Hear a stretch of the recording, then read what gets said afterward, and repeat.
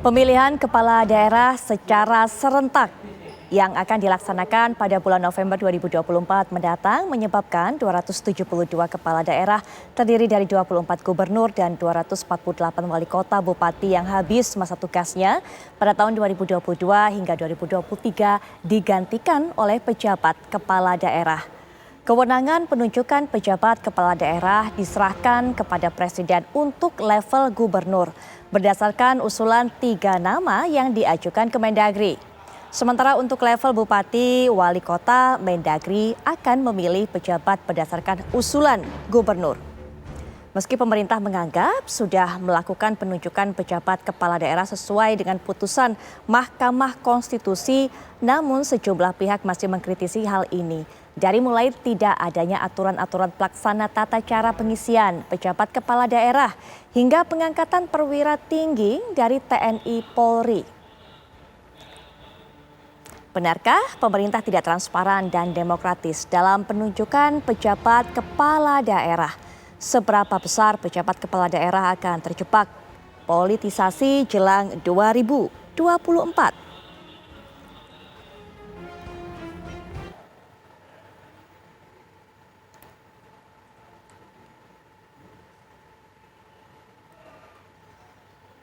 Pelantikan pejabat kepala daerah ini memang saat ini menuai polemik di kalangan masyarakat. Ramai diperbincangkan.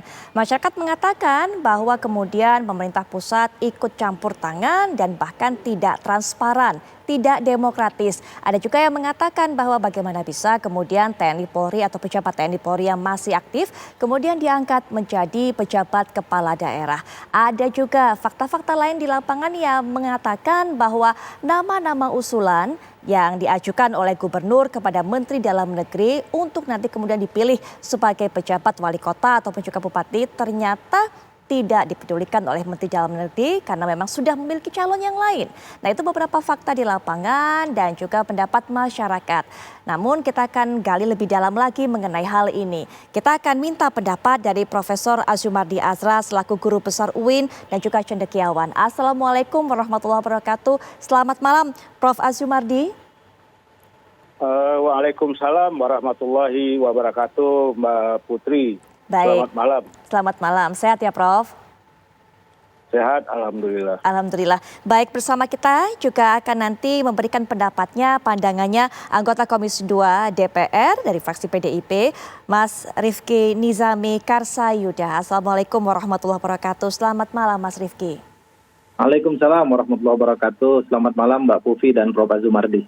Baik, nah kita ingin sekali dengar pandangan dari Prof. Azumardi. Karena memang banyak yang mengatakan bahwa apa yang dilakukan selama ini pelantikan ataupun juga penunjukan Prof dari pejabat kepala daerah ini bertentangan dengan keputusan Mahkamah Konstitusi. Ya, yang pertama-tama saya kira pengangkatan penjabat kepala daerah dalam jumlah yang lebih dari 50% ya. 51 atau 52% ini memang sebetulnya ya tidak sesuai lah dengan demokrasi ya menurut saya,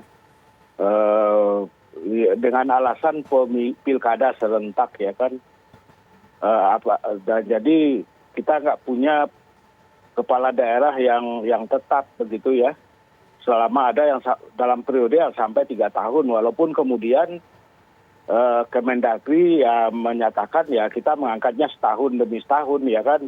Saya kira untuk menghindari seorang pejabat itu sampai memegang jabatan sampai 3 tahun ya atau lebih gitu ya, karena bisa saja ini menjabatnya sampai 3 tahun karena kalau pilkadanya 27 November 2024 itu kan mungkin ada atau banyak yang menggugat ke MK nggak menerima hasil pemilu dari KPU dan lain sebagainya sehingga kemudian menjadi berlarut-larut dan tidak bisa disahkan pemenangnya itu ya. Jadi mungkin sampai pertengahan 2025 ada daerah-daerah yang tidak ada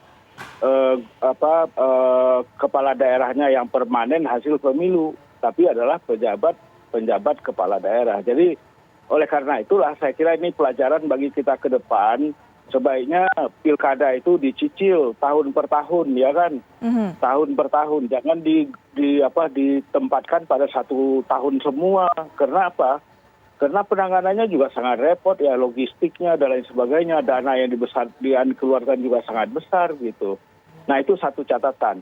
Catatan yang kedua ya, karena memang harus diganti para gubernur dan wali kota dan bupati yang sudah habis masa jabatannya, nggak bisa lagi kita mau macam-macam lagi ya, berargumen macam-macam, maka kemudian seharusnya pemerintah dalam hal ini Presiden dan Mendagri memang melakukan pemilihan itu secara transparan dengan melibatkan ya, pertama adalah para pemangku kepentingan di daerah ya, tokoh-tokoh masyarakat yang ada di situ, para pejabat di gubernuran ataupun di bupati wali kota itu harusnya dilibatkan. Kalau sekarang kan enggak, keputusan itu hanya diambil oleh Kemendagri, Kemenpan RB, kemudian Badan Kepegawaian Negara dan oleh Badan Intelijen Negara. Walaupun Jadi ada sama nama-nama sekali yang tidak direkomendasikan, Prof? Nama-nama rekomendasi pun juga ditolak ya, kata pejabat, saya nggak tahu apakah Mendagri atau pejabat tinggi, lupa saya, yang menyatakan ya Anda boleh saja mengusul, tapi tidak berarti kita harus mengikuti usulan dari Anda. Makanya kemudian ada beberapa gubernur ya, sejauh ini ada 2 gubernur yang menunda pelantikan pejabat yang sudah di SK-kan oleh Menteri Dalam Negeri. Ya, jadi ini kan menimbulkan kegaduhan, dan juga ada di satu daerah di mana bupati itu dilantik oleh wakil gubernur karena gubernurnya menolak untuk melantik, dan begitu selesai pelantikan dia mengundurkan diri. Si penjabat bupati ini mengundurkan diri, bayangkan itu kekacauan yang terjadi itu. Jadi oleh karena itu, ini karena masih banyak yang mau diangkat sebagai penjabat, sebaiknya Menteri Dalam Negeri yang mengikuti mengikuti putusan MK. Yang pertama itu membuat peraturan ya kan yang jelas ya mengenai transparansi, keterlibatan para pemangku kepentingan, itu yang paling pokok. Yang kedua ya mengangkat para penjabat itu dari ASN, bukan dari tentara atau TNI atau Polri yang masih aktif ya. Karena itu ditegaskan dalam putusan MK itu nggak boleh gitu. Tetapi kan kemudian para pejabat tinggi kita ini kan berdalih macam-macam.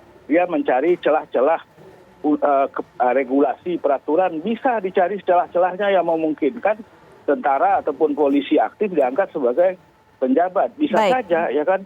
Tapi menurut saya itu tidak korek secara politik, karena kemudian menimbulkan kejengkelan dari publik gitu.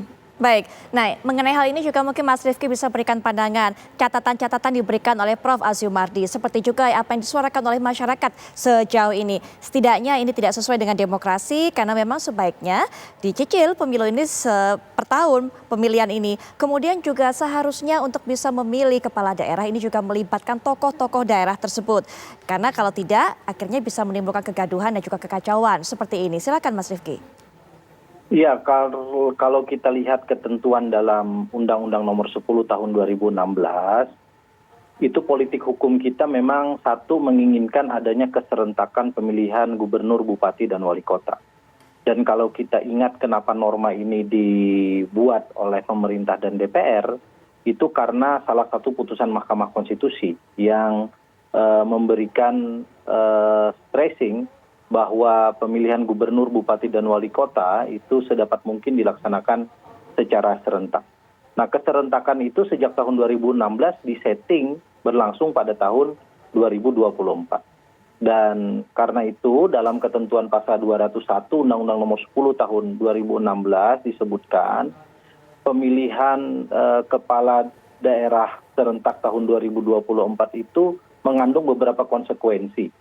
Salah satu konsekuensinya adalah mereka yang merupakan kepala daerah, wakil kepala daerah, hasil pemilihan kepala daerah tahun 2017-2018 yang berakhir pada tahun 2022 dan 2023 sampai dengan tahun 2024 diisi oleh penjabat. Mohon maaf saya koreksi sedikit kepada TV1, bukan pejabat tapi penjabat. Itu klausula yang ada di ketentuan Undang-Undang Nomor 10 Tahun 2016. Siapa yang berhak menjadi penjabat? Ada 2 kriteria. Yang pertama mereka yang menduduki eselon 1 yang bisa menjadi penjabat gubernur. Kemudian mereka yang menduduki eselon 2 untuk menjadi penjabat bupati dan wali kota. Nah, akhir tahun lalu sebagian warga negara melakukan judicial review terhadap ketentuan pasal 201 Undang-Undang 10 tahun 2016 ini ke Mahkamah Konstitusi. Judicial review-nya ditolak sepenuhnya oleh MK. Kendati demikian dalam pertimbangan hukumnya MK mengatakan sebagaimana tadi Prof. Azumardi mengingatkan kepada kita agar pemerintah membuat peraturan teknis, peraturan turunan untuk membuat bagaimana mekanisme ini agar terang benderang, apa indikatornya sehingga kemudian tidak menjadi polemik di tengah publik. Nah, kami Komisi 2 DPR RI tadi barusan rapat dengan Saudara Menteri Sekretaris Negara, kami mengingatkan kepada beliau untuk menyampaikan kepada Saudara Presiden agar aware terhadap putusan Mahkamah Konstitusi ini, kendati dia bukan merupakan amar putusannya, tapi merupakan bagian dari pertimbangan hukumnya. Karena dalam 1 bulan terakhir polemik terkait dengan penunjukan penjabat kepala daerah, gubernur, bupati, dan wali kota ini cukup tinggi dinamikanya di tengah masyarakat. Kami juga tadi menyampaikan bahwa wajah pemerintah kita sekarang agak tertampar dengan mundurnya salah seorang penjabat bupati di Provinsi Sulawesi Tengah yang baru dilantik kemudian secara tiba-tiba setelah pelantikan menyatakan mengundurkan diri. Itu artinya ini semua harus menjadi bagian dari review kita terhadap berbagai peraturan perundang-undangan yang menjadi dasar bagi penunjukan penjabat dengan menurut saya tidak merubah politik hukum kita untuk tetap menghadirkan pemilihan kepala daerah serentak pada tahun 2024. Yang kedua yang mungkin perlu saya sampaikan bahwa seluruh penjabat ini harus berstatus sebagai aparatur sipil negara. Dan sebagai ASN yang menjadi penjabat, secara definitif mereka harus tetap menjabat sebagai pejabat eselon 1 dan atau eselon 2. Karena itu, Komisi 2 DPR RI berkepentingan melakukan fungsi konstitusional pengawasan kepada seluruh para penjabat ini agar jangan sampai tugas, fungsi, dan kewenangan pokoknya sebagai pejabat-pejabat di kementerian lembaga termasuk pemerintah daerah itu termarginalize karena posisinya sebagai penjabat. Atau sebaliknya, posisinya sebagai penjabat kepala daerah juga termarginalize karena posisinya sebagai pejabat definitif. Semua ini tentu memerlukan mapping dan seterusnya, karena itu minggu depan kami akan memanggil Saudara Menteri Dalam Negeri untuk meminta penjelasan terkait hal-hal ini, termasuk bagaimana mereka menyusun indikator terkait dengan distribusi calon penjabat yang akan dilakukan dalam waktu yang tidak akan berhenti sampai tahun 2023 yang akan datang. Saya kira itu respon awal saya. Baik. Nanti kita juga akan dengarkan bagaimana pendapat dari Mbak Khairunisa Nur Agustiati selaku Direktur Perkumpulan untuk Pemilu dan Demokrasi atau Perludem. Assalamualaikum warahmatullahi wabarakatuh. Selamat malam Mbak Khairunisa. Waalaikumsalam Mbak Putri. Baik Mbak Anissa, nanti kita bisa dengarkan bagaimana pandangan dan juga pendapat Mbak Anissa, tapi kita akan jeda sejenak dan kami akan segera kembali setelah jeda berikut ini pemirsa.